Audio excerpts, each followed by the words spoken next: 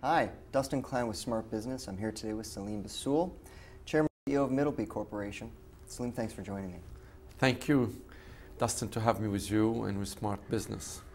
Excellent. You know, you've done some pretty amazing things at Middleby Corp. Can you talk about the concept of breakthrough value propositions? Well, we have basically turned around this company, and value proposition is delivering added value to your customers, and it comes in many ways. It comes in the form of innovation. It comes mostly in the form of payback.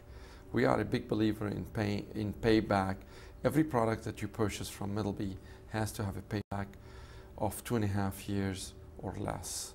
This has been a huge value proposition to our customers. For our shareholder, our value proposition has been mostly about return on invested capital. We've had one of the highest return on invested capital among industrial companies. How have you made it a game changer for your organization? We are a game changer through innovation. We bet on energy in year 2000 when nobody was even talking about energy.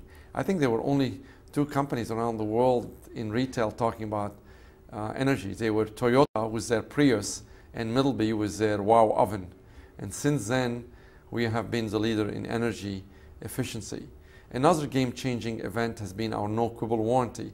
Similar to Nordstrom and Costco, we have a no-quibble warranty. Whenever a restaurant or a franchise buys a product from us, whether it's a range, a fryer, or a steamer, or an oven, they can use it for a year. If it doesn't perform or meet their specs, we return it, similar to a Costco product or Nordstrom. It's interesting. You know, you talk about the concept of innovation. Tell me a little bit about how you stir the pot within your organization to really create innovation. Well, we are a very lean organization. When I joined Middleby, we had 7 layers of separation between me and our lowest rank, whether it's people on the shop floor or people in technical service. Today, anywhere you go in our organization, we are only 3 layers of separation, which made the company a lot closer and communication becomes a lot easier. How can a CEO take some advice from you to ensure that they create significant differentiators from their competitors? What are some tips? One is to get connected with the customer. Second is to make sure that they predict trends. Number 3, to listen to to customers that don't buy from you. It has been our key and biggest secret. I spend most of my time with customers who do not buy from us. They tend to be very, very frank about what they like and dislike about our competition, since they buy the competition. Sounds to me like relationship building is a lot of what you do, correct? It is over 80% of our business is relationship. So how do you go out there and spend your time building and fostering and strengthening these relationships to benefit Middleby? I am always traveling around the world, talking to innovators and entrepreneurs in our restaurant space. A lot of them are operators. They understand the business. They understand the needs of equipment. They understand labor saving, speed of cooking, and safety. We also have partners with culinary institutes around the world. They are the future customers of our product. And we have created very strategic alliances with the Culinary Institute of America, with Johnson & Wales, with the Elgin Community College, with Kendall College, top culinary institutes around the world. When you go out and you meet with these folks, how do you approach the questions? What's the first question you ask one of your existing customers when you meet with them? What type of solution can we provide to you? And lately we've been hearing about footprint savings. 5 years ago it was about speed of cooking and versatility. We have done something unique also.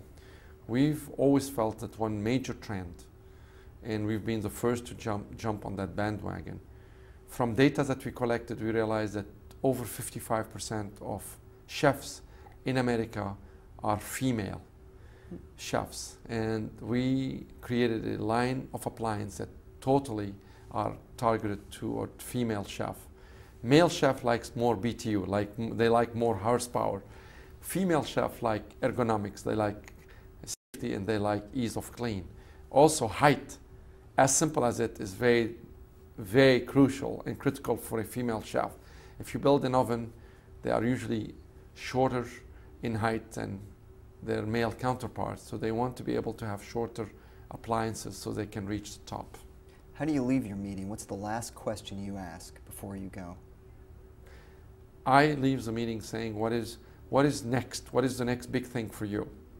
What is the thing you're working on? Where would you like to see a company? And the biggest question I ask, if you were a CEO in my shoes and you run my company, what would you do differently? Excellent. How much time do you spend with your frontline employees soliciting their ideas for innovation since they're out there? I spend a lot of time with my customers and my competitors' customers. My next big time is spent with my employees. I find that there are two frontline employees that rarely tend to see the CEO, and they are our regional manager who are around the world. They are literally in the front trenches, and our job shop employees. But those two people know more about the company than anybody else. The people who build the product on the shop floor sometimes wonder what the engineer designed or what Middleby is doing. Our frontline manager who are in front of the customer day in, day out will tell you a lot about our pricing strategy, about our brand positioning, and our advertising. If you spend time with both those categories, you learn more than spending time with your marketing department or HR department or financial department. You talk about learning trends, trying to be ahead of the competition. You talk about breakthrough value propositions to make sure that when they do business with you that you deliver above and beyond so that there's nowhere else they're thinking about. What does any leader need to do to read the tea leaves and be able to react before the competition does in those areas? Well, every customer, every leader today or entrepreneur need to do three things. One, they need to create innovation with a quick payback. Number two, they need to hire the best talent they can and retain that talent. Number three, work on retaining customers. You'll be surprised how many companies that I deal with, suppliers that do not work on customer retention. In our case, customer retention is more important than winning a new customer.